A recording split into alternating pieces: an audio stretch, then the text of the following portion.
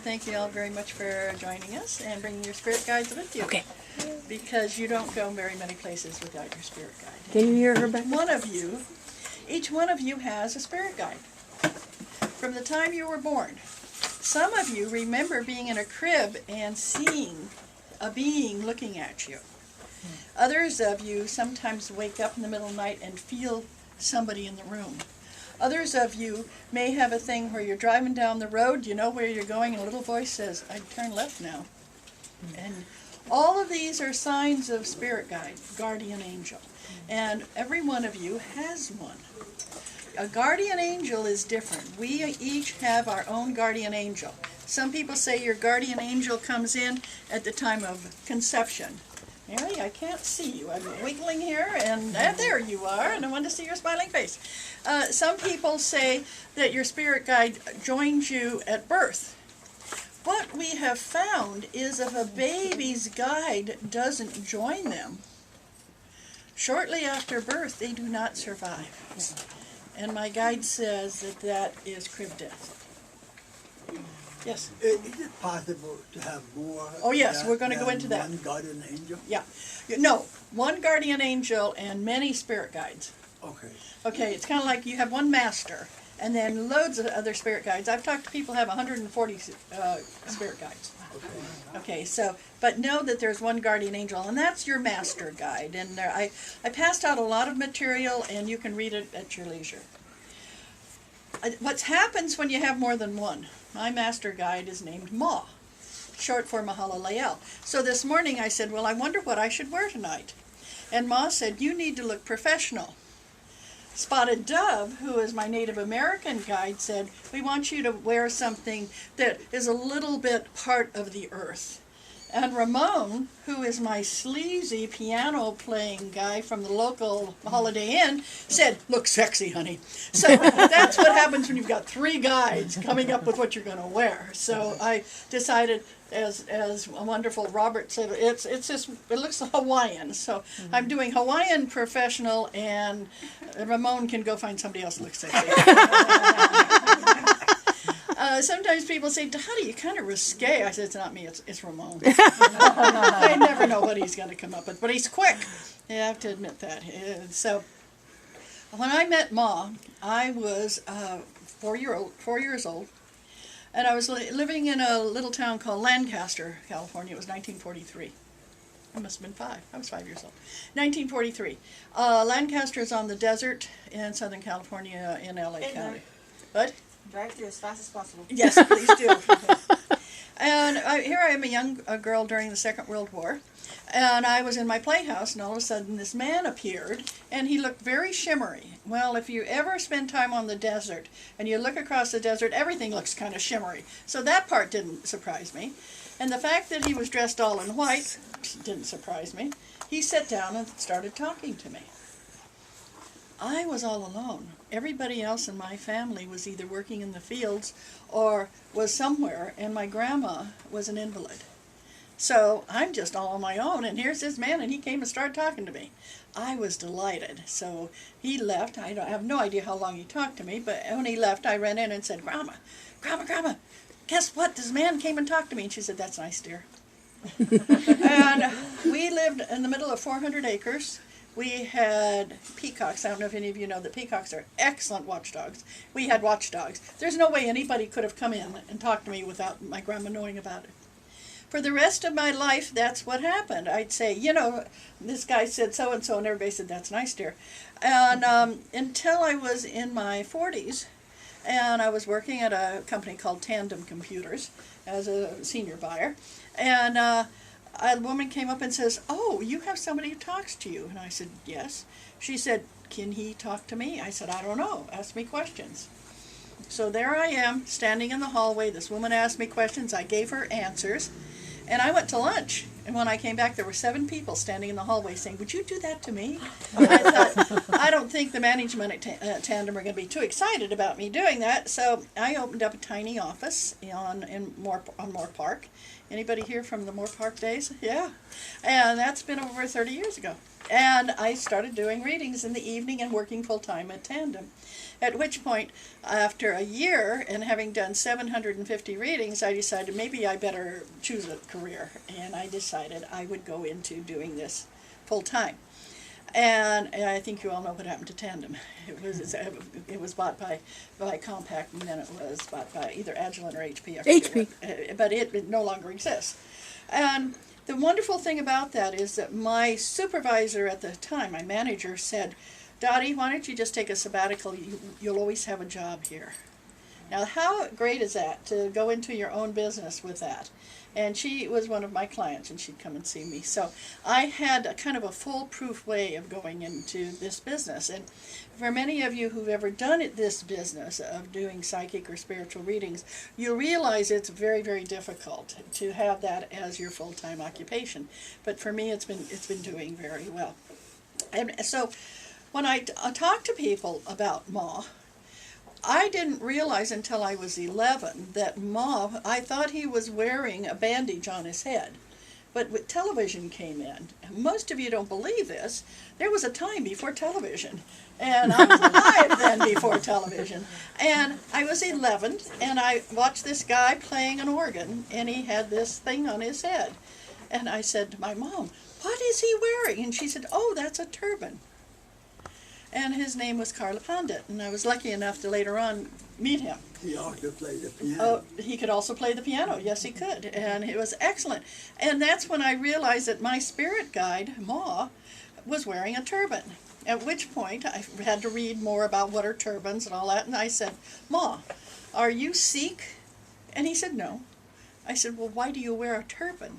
And he said, honey, I look good in a turban. That's Ma. I mean, he's always, people have these spirit guides that are so spiritual and so deeply entrenched in spirituality, and Ma's just very common sense.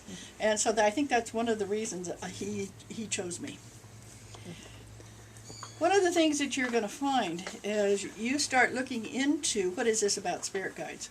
You're going to talk to some people who believe in them and some people who don't. You have some people who are so intent on finding out the name of their guide that they can't stop and just listen to what their guide has to say. How many of you knew what your mother's name was when you were a year old? You called her Mom, right? 2 years old. Maybe by about 5, you knew her name was Marie, or her name was Bertha, or whatever her name was. What did that do to your relationship with your mother? Nothing. It's the same way with your spirit guide.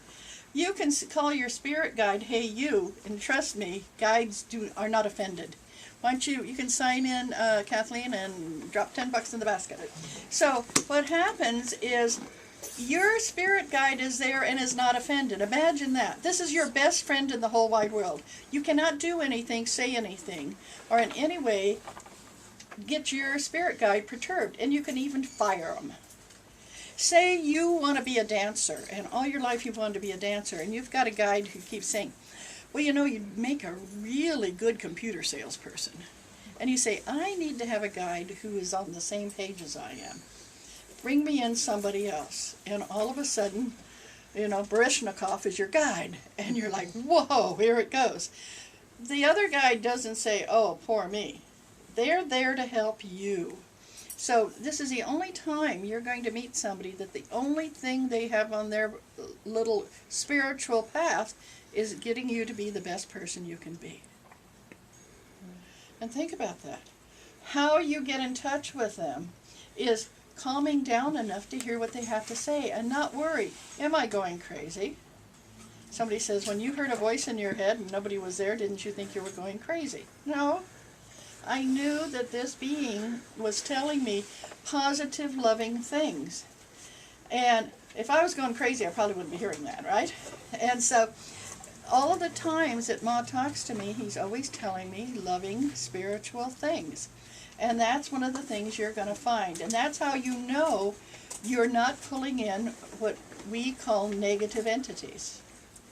If you ever have a voice in your head that says you're no good, you're stupid, why were you born, you call Corky. Corky, raise your hand so they know who you are, okay? She will hypnotize you and get rid of whatever negative entity that you happen to pick up along your path. The voice in your head that's your spirit guide is going to talk to you in a very positive, loving way. And that is so wonderful. To get up in the morning, stand in front of the mirror stark naked and have a voice say, "Don't you look good today?" To be able to work that energy so that everything is very, very positive. So think about that. And that's one of the things we're going to do this evening. We're going to find a way for you to get in touch with your spirit guide.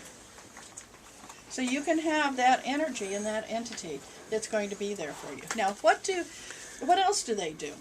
Spirit guides are healers. They will help you heal. How many times have you had something wrong with you and you immediately went to the doctor, and after the doctor told you what was wrong with you, you said, "I knew that." Have you ever had that happen? Mm-hmm. My throat's Something sore. like that. Oh, I've got a fever. Oh, I bet you I've got tonsillitis, but I better go to the doctor. The doctor says you had tonsillitis. Well, who was that little voice that said, if never before in your life had you had tonsillitis, but a little voice said you have tonsillitis? Your spirit guide is there to help you. Your spirit guide also has the ability to look at the Akashic records. How many of you is that a new term for you? The Akashic records is your book of life. This is the spiritual, energetic space where everything that's going on with you, for every life you've ever had and every life you're going to have, you can access the energy. Now, when I asked Ma, I said, "Hey, what does the Akashic records look like?" And he said, "Dottie, the first time you asked me that, I said they look like rolls of papyrus." That must have been quite a while ago. The next time you asked me that question, I said they look like books. The next time you asked the questions, I said they look like records. The next time I said the book of life is like rolls of film. Now I'm going to tell you that Akashic records look like CDs. They're all about you. And next time you ask me, I'm going to tell you about the silver rings. What silver rings? Yeah, it kind of gives you the shivers, doesn't it? I can hardly wait to come back and find out what the silver rings are. I know what the CDs are. Because we are not here all alone with nobody watching out for us. My God and your God and our God didn't put you here all by yourself. They gave you a helper, and that's your guardian angel. They gave us a helper? I know. We won't even go into Ma's idea of that. We'll stay there. You received a guardian angel. So if you decide to astral travel, you ask your guardian angel to go with you. If you decide to take a trip to Paris, you ask your guardian angel to go with you. To go there If instead? you decide you want to jump out of a perfectly good airplane with a parachute on, you ask your guardian angel to take a clean pair of underwear with you. You know, you do whatever you want with your guardian angel of asking him so many different things. You have heard the word before. You've heard spirit guide. This is what our Western spiritualist churches and mediums and that type of thing call this being. A benevolent guide, and that's one that you will hear many, many times too. Ascended master. This is what people who do Reiki, they get in touch with ascended masters. Same thing, that's a spiritual guide who's there to help you. Then we have the thing called ancestral guides, and those are guides of your great-grandmother who's here to help you. Those are those beings that are looking out for you because you're in their ancestral line, and they want to make sure you're going to be doing okay. Hello, come on in. So they are there. Those are your ancestral line members that are going to be around to help. And then you have teacher guides, and that's what I was talking about when I said, if you want to have somebody help you learn ballet or be a dancer, you can ask for what you want. I was talking to Robert earlier that one of my clients said she had 144 guides. And I thought, wow, I have trouble keeping track of 3. Imagine that. But she has, and she can actually tell you what they do to help her and how they support her and why she needs more help. Some people have just one. Start looking into, as I'm going through here, what beings help you. And then, have one over there. Some people have what's called animal guides. How many of you feel that your cat understands you better than anybody else? Yeah, there are Yeah, times look for at sure. you having or your dog. I have one gentleman, his guardian angel resembled a huge black widow spider. And when he was a little boy, he would scream if his mom would kill a spider and said, "No, you can't do that, that's my friend." And that's the first image he had of a protector, was this wonderful, huge black widow spider. And he sat there in class and drew a picture of it. And I've never seen a benevolent-looking black widow spider before, but he had one. So whatever being this is, many of you will say, "I think I channel Mother Mary." You probably do. I had a woman came in one day, and this is a very interesting story. She said, "I don't know, but I can't believe that I'm channeling Jesus the Master." And I said, "Well, I don't know. Ma?" And in my head, Ma says, "Yes, I think she is, but I don't know for sure. Why don't I go get Jesus?" You think you got a weird job. Wait till you do this. I said, "Okay." And I said, "Where is he?" He said, "Oh, he's out playing baseball. He loves baseball." "What position does Jesus play?" And he said, "Shortstop." And all of a sudden I hear this voice. And it says, "Dearly beloved, you are one of my favorite people in all time. You are so worth my being in your life. Know that I love you, and I've got to go. I'm up to bat." I went, "Ma, I just talked to Jesus." And he said, "No, he talked to you." Okay, see what I mean? He never lets me get full of myself. He talked to you. Okay. But that was one of those experiences that you go, "Whoa." And as I told her what he was saying, she just started to bloom and said, "I've heard that voice before." Yeah. So don't question, is Buddha talking to me? Is Muhammad talking to me? Don't question it. It's like somebody said to me, where does Ma come from? His name being Mahalaleel and being from India. And I said, "Oh, I don't know. Ma, where do you come from?" And he said, "If you know Babaji, you know me." I don't know Babaji. I know Ma. And so since then, people have said, "Well, Babaji does this and this." And I said, "Ma?" And he said, "Oh, yeah, he did." "Is that part of you?" And he says, "Yeah." So I don't even question it. I just kind of go along with what Ma has to say because he's such a character and I enjoy listening to him. So start looking at the fact that you are not alone, because I think that's one of those things that so many of you feel like. When you get into the dark night of the soul, anybody ever been there? Where you don't want to, you're not sure you want to go on, and you're not sure you want to go forward, not sure you want to go backward. All you know is you are miserable, and everything is falling in on you. Okay, and at that point in time is when you should reach out to your guide and say, "Please, I need your help," because you're not alone. And since you've had this being with you since birth, they know you warts and all. Some of the things that I've said, and Ma said, "Yep." Not "you shouldn't have," or "that was stupid," or "what was wrong with you," just "yep." And one time I said, "Why do I do some of these things in this lifetime?" And he said, "Because you choose to." Thank you, Ma. All levels of guides are pretty high level when you think of the vibration they have. Their vibratory rate is higher than ours. And since they vibrate at a higher rate, that's why you can pick up on them and you can feel them. And that's why they can move from here to there. Ma, sometimes I'll say to Mom, "Well, what's happening in Hong Kong?" He says, "Wait a minute, I'll see." Okay. Now Siri does the same thing for me, but he knows to be Mom. And remember, they can be fired. If you have a feeling that this is not, and this is on your sheet, The Truth About Spirit Guides.